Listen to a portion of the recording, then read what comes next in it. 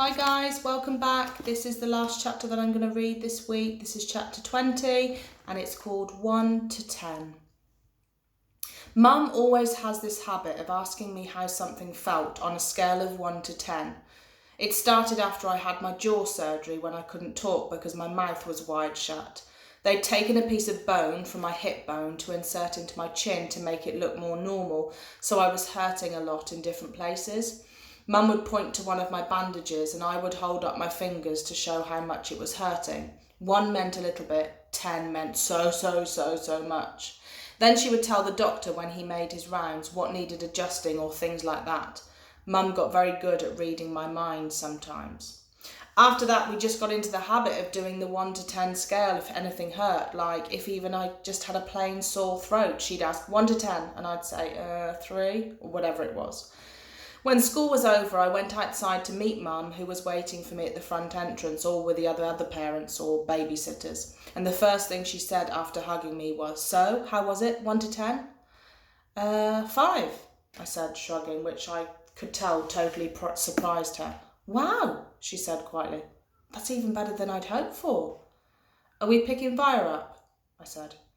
"Miranda's mother is picking her up today. Do you want me to carry your backpack, sweetness?" We'd started walking through the crowd of kids and parents, most of whom were noticing me, secretly pointing me out to each other. "I'm fine," I said. "It looks too heavy, Oggy," and she started to take it from me. "Mum!" I said, pulling the backpack away from her. I walked in front of her through the crowd. "See you tomorrow, August." It was Summer. She was walking in the opposite direction. "Bye, Summer," I said, waving at her. And as soon as we crossed the street and were away from the crowd, Mum said, "Who was that, Oggy?" Summer." "Is she in your class?" "I have lots of classes." "Is she in any of your classes?"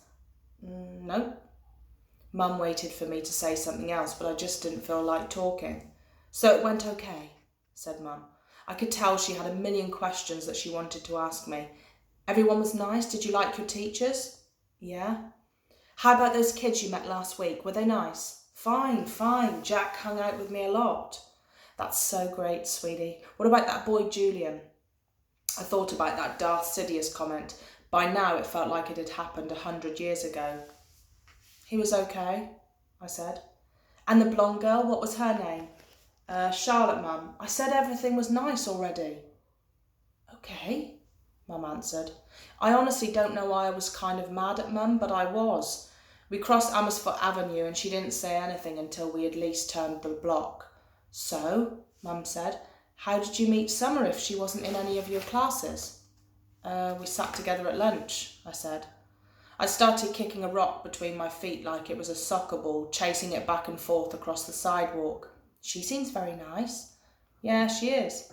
"She's very pretty," Mum said. "Yeah, I know," I answered. "We're kind of like Beauty and the Beast, really." I didn't wait to see Mum's reaction.